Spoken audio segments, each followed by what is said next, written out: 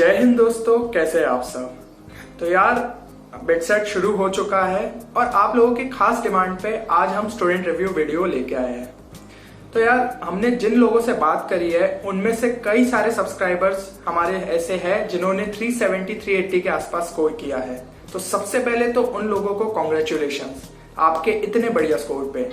तो होपफुली अब आपको एक जो आपकी डिजायर्ड ब्रांच है वो बिट्स में मिल पाएगी। चलिए तो अब और देखते हैं कि हमने जिन लोगों से बात करी उनमें से कई लोग थे जिन्होंने 300 के आसपास स्कोर किया है। तो उनसे जब हमने बात की तो हमें पता चला कि वो बोल रहे थे कि उनका जितना पोटेंशियल था नंबर लाने का उन्होंने उससे कम नंबर लेके आए। तो जब उन्होंने अपनी बताया कि हमारे से कुछ ऐसी गलतियां हुई हैं जो कि बाकी स्टूडेंट्स को ध्यान रखनी चाहिए, नहीं तो उनका स्कोर भी उनके डिजायर्ड स्कोर से कम आ सकता है। तो जब हमने उनसे बात करी तो उन्होंने बोला कहीं ना कहीं उनकी बिट सेट में थोड़ी स्पीड कम रह गई। अब इसका रीजन ये था कि उन्होंने sufficient number of mock test attempt नहीं करके गए थे बिट सेट से पहले। तो यहाँ पे ये हो जाता है कि उनको अपनी मिस्टेक्स ही वो लोग एनालाइज नहीं कर पाए, साथ ही साथ उनके मेन पेपर में स्पीड थोड़ी स्लो रह गई। क्योंकि यार एक्चुअली होता ये है, आप जेईई मेंस दे के आते हैं जिसके अंदर 75 क्वेश्चंस होते हैं और फिर एकदम से आपको बिट सेट देना होता है जिसमें 150 क्वेश्चंस होते हैं और दोनों में टाइम 3 घंटे है। तो आपको ऑब्वियसली एडजस्ट करने में टाइम लगता है। इसलिए मैं हमेशा से ही कहता आया हूं कि आपको sufficient number of mock test देने चाहिए ताकि आप अपनी स्पीड एनालाइज कर पाए और लिमिटेड टाइम मतलब 150 क्वेश्चंस 180 मिनट्स में आराम से कर पाए। तो चलिए अब स्टार्ट करते हैं इस वीडियो को और इसमें देखते हैं कि आखिर इनका सब्जेक्ट एनालिसिस किस हिसाब से था, मतलब कौन सा चैप्टर इंपॉर्टेंट था जो आपको बिल्कुल नहीं छोड़ना था, या कोई ऐसा स्पेशल सेक्शन कि जिसके क्वेश्चन हर सेट में आए हैं। तो ये सब चीजें हम देखेंगे। तो यार सबसे पहले हम देखते हैं केमिस्ट्री को। तो यार केमिस्ट्री हमेशा की तरह काफी इजी आया और मतलब उसमें भी इनऑर्गेनिक में स्पेशली एनसीईआरटी से आप मतलब कुछ क्वेश्चन देखेंगे line to line direct question पूछे गए, मतलब इधर उधर एक वर्ड तक शिफ्ट नहीं किया गया। तो मैं यही कहूंगा कि आखिरी में अगर आप इनऑर्गेनिक कहीं से भी मत देखिए, सिर्फ एनसीईआरटी को अच्छे से रिवाइज कर लीजिए और आप इनऑर्गेनिक में काफी बढ़िया स्कोर कर सकते हैं। Then comes organic chemistry. तो ऑर्गेनिक केमिस्ट्री में उनका मेजर फोकस ये था कि आपको जीओसी पे ज्यादा फोकस किया गया, उसके कम से कम 3 से 4 क्वेश्चंस डाले गए, ठीक है। और साथ ही साथ ऑर्गेनिक में आपका जो स्पेशल फोकस था तो वो कुछ 1-2 क्वेश्चंस थे जिसमें नेम रिएक्शन पे भी पूछा गया। तो नेम रिएक्शंस आपको सारी अच्छे से पता होनी चाहिए, ठीक है। और देन कम्स फिजिकल केमिस्ट्री। तो फिजिकल केमिस्ट्री में कुछ क्वेश्चंस तो ऐसे थे कि आपको डायरेक्ट फॉर्मूला लगाना था और अप्लाई करके आपका आंसर आ जाता। तो फॉर्मूलेस फिजिकल केमिस्ट्री के लिए आपको सारे अच्छे से पता होने चाहिए। और 2-3 क्वेश्चंस ऐसे थे जो कि थोड़े ट्रिकी थे, इसमें मतलब कम से कम 2-3 चैप्टर्स का मिक्स किया गया था।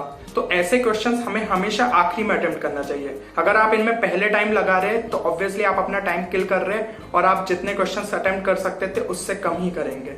तो ऐसे क्वेश्चंस में आपको नहीं फंसना है और आपको देखना है कि कौन से क्वेश्चंस जो ईजी है उनको पहले कीजिए और ऐसे क्वेश्चंस को एकदम आखिरी में कीजिए। तो अब देखते हैं हम मैथ्स सेक्शन। तो यार मैथ्स का पेपर थोड़ा सा लेंथी था, तो यहाँ पे जरूरी ये हो जाता है कि आप इन क्वेश्चंस को लगभग 3 राउंड में करें। पहले राउंड में सारे इजी क्वेश्चंस उठा लीजिए, सेकंड राउंड में थोड़े से मीडियम लेवल के और थर्ड राउंड में जो डिफिकल्ट वाले उनको छोड़ दीजिए। अगर टाइम बचा तो उन पे ध्यान दीजिए। फिर आपका जो सबसे ज्यादा वेटेज था वो था कोऑर्डिनेट ज्योमेट्री का। उसमें भी स्पेशली आपका सर्कल्स का ज्यादा वेटेज था, कम से कम 3 क्वेश्चंस आए हैं उसमें। तो सर्कल्स टॉपिक को आपको बिल्कुल भी हल्के में नहीं लेना है। देन अगर मैं बात करूं तो अगला सबसे ज्यादा वेटेज था कैलकुलस का। कैलकुलस में भी स्पेशली डिफरेंशियल कैलकुलस पे थोड़ा ज्यादा ध्यान दिया गया। उसमें अगर हम देखें तो डिफरेंशियल कैलकुलस में सबसे ज्यादा आपके क्वेश्चंस आए थे एओडी पे। तो एओडी टॉपिक को अच्छे से देख के जाइए। साथ ही साथ मैं बात करूं तो इंटीग्रल कैलकुलस में आपके जो बेसिक इंटीग्रल फंक्शंस रहते हैं ना उसी पे क्वेश्चन पूछे गए, बस थोड़ा सा घुमा फिरा के कोई आपको प्रॉपर्टीज लगानी थी जैसे कि सब्स्टिट्यूशन, और फिर आपसे वो क्वेश्चन सॉल्व हो जाते हैं। साथ ही साथ मैट्रिसेस एंड डिटर्मिनेंट्स के काफी इजी क्वेश्चन पूछे गए और वो आपसे जल्दी होके आप बाकी क्वेश्चंस पे आपको बढ़ना चाहिए था। देन पीएनसी के क्वेश्चन थे वो थोड़े से डिफिकल्ट थे, तो उनको आपको हमें आखिरी के लिए ही रखना चाहिए और फिर आप अटेम्प्ट करते उन्हें। देन कम्स कि आपके जो इजी चैप्टर हो जाते हैं ना, जैसे कि लीनियर प्रोग्रामिंग हो गया, मैथमेटिकल रीजनिंग हो गया, तो ऐसे चैप्टर्स हम क्या करते हैं, एडवांस के लिए छोड़ देते हैं। पर बिटसेट के नजरिए से देखें तो हर एक चैप्टर इंपॉर्टेंट है और इस बार भी इनमें से लगभग एक क्वेश्चन सब में आए और वो साथ ही साथ इजी भी थे। तो अगर आप इन चैप्टर्स का ओवरव्यू भी ले ले तो आप ये क्वेश्चन इजीली अटेम्प्ट कर सकते हैं। तो मेरी सलाह तो यही रहेगी कि कोई भी चैप्टर आप छोड़ के मत जाइए और ऐसे चैप्टर्स तो खास कर, क्योंकि यही आपका स्कोर बूस्ट करेंगे। अब बात करते हैं हम फिजिक्स की। तो यार फिजिक्स में जो आपका 11th क्लास के टॉपिक्स है उनका वेटेज ज्यादा था 12th के टॉपिक से, और स्पेशली 11th में भी जो आपका फोकस किया गया वो मैकेनिक्स पे किया गया। उसमें वर्क पावर एनर्जी के कम से कम 3 क्वेश्चंस आए, तो वर्क पावर एनर्जी आप अच्छे से करके जाइए।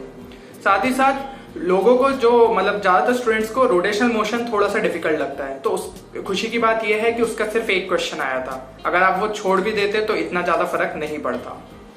देन कम्स कि आपका जो हीट एंड थर्मोडायनामिक्स है उसके कम से कम 3 से 4 क्वेश्चन पूछे गए, और साथ ही साथ SHM वेव्स के भी कम से कम 4 से 5 क्वेश्चन पूछे गए। तो ये टॉपिक्स भी अच्छा खासा वेटेज कैरी करते हैं। देन हम 12th के टॉपिक्स को देखें तो इलेक्ट्रिसिटी मैग्नेटिज्म से 4 से 5 क्वेश्चन पूछे गए, तो ये आपके लिए काफी इंपॉर्टेंट हो जाता है। ऑप्टिक्स से आपसे 3 से 4 क्वेश्चन पूछे गए, तो ये भी आप अच्छे से करके जाइए, और इसमें भी स्पेशली रे ऑप्टिक्स पे थोड़ा ज्यादा फोकस किया गया है, तो उसको आप इग्नोर मत कीजिए। देन आपका जो मॉडर्न फिजिक्स था उससे ज्यादातर उसमें लगभग आपके 3 क्वेश्चन पूछे गए थे, और मैंने उसमें से देखा था कि 2 क्वेश्चन तो लगभग थ्योरेटिकल थे। तो ये सब चीजों का ध्यान रखिए कि आपको मतलब फिजिक्स का आप देख ही सकते हो ओवरऑल कि सबका वेटेज लगभग इक्वली डिस्ट्रीब्यूट किया गया है, तो हर एक टॉपिक अपने आप में इंपॉर्टेंट हो जाता है। तो अभी तक मैंने आपको तीनों सब्जेक्ट का एनालिसिस बताया है, तो मैं यहाँ पे एक चीज जो कि इंपॉर्टेंट है वो आपको बताना चाहता हूँ कि ये सारी चीजें हमें हमारे स्टूडेंट्स ने बताई है वो अपनी मेमोरी बेस्ड पे। तो मैं ये नहीं कहूंगा कि जो टॉपिक्स मैंने इस वीडियो में नहीं बोले वो इंपॉर्टेंट नहीं है, क्योंकि हर टॉपिक बिटसेट के नजरिए से इंपॉर्टेंट है। हो सकता है कि उन्हें वो टॉपिक याद नहीं रहा हो और उसका वेटेज हमें नहीं पता हो, इसलिए मैं उन चीजों को इस वीडियो में नहीं डाल पाया। बाकी मैं जितना कंपाइल कर सकता था हर सेट का, मैंने उन क्वेश्चंस को इस हिसाब से वीडियो में रखा है। तो उम्मीद करता हूं कि आपको इस वीडियो ने मदद की होगी। एक और चीज मैं बताना चाहूंगा कि कुछ बच्चों को कंफ्यूजन थी कि उनके स्कोर जो स्क्रीन पे डिस्प्ले हो रहे थे वो एक टेबल 1 और टेबल 2 में डिस्प्ले हो रहे थे। तो टेबल 1 में तो एक्चुअल आपका स्कोर आ रहा था कि आपने कितना किया है। फॉर एग्जांपल अगर एक स्टूडेंट ने स्कोर किया 350 मार्क्स, मतलब आपके फिजिक्स, केमिस्ट्री, मैथ्स और लॉजिकल रीजनिंग के मार्क्स मिला के 350, तो वो आपका टेबल 1 में लिखा है। और टेबल 2 में आपके बोनस मार्क्स लिखे थे, यानी कि कुछ क्वेश्चंस में शायद गलतियां थी या जो भी थी, तो उनका एक बोनस आपको प्रोवाइड किया गया है। तो बोनस में मान लीजिए आपको 30 मार्क्स दिए गए हैं, तो आपका टोटल स्कोर बनता 350 + 30 = 380। तो जितने बच्चों से मैंने पूछा है तो उनका यही टेबल 1 टेबल 2 में भी मार्क्स आए हैं, तो आपको मैनुअली ऐड करके आपका टोटल बनता। अभी तक हमें वैसे बिट से कोई ऐसा कंफर्मेशन नहीं मिली है कि इस टाइप से स्कोर ऐड किया गया है, पर अकॉर्डिंग टू आवर नॉलेज मुझे लगता है कि इस स्कोर को इसी तरीके से कैलकुलेट किया गया है। तो उम्मीद करता हूं कि आज का वीडियो ने आपकी मदद की होगी। अपने आपके पास जितना भी टाइम बचा है उसमें अपने गलतियों पे ध्यान दीजिए और उनको सुधार लीजिए, ताकि आप बिटसेट में ज्यादा से ज्यादा बढ़िया स्कोर कर पाए। तो फिर मिलते हैं अगले वीडियो में फिर कोई एक नई जानकारी के साथ। तब तक के लिए धन्यवाद, शुक्रिया।